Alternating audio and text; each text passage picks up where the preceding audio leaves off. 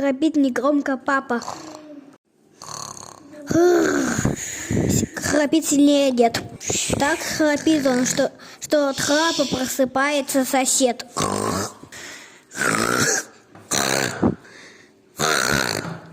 Впрочем, это ерунда.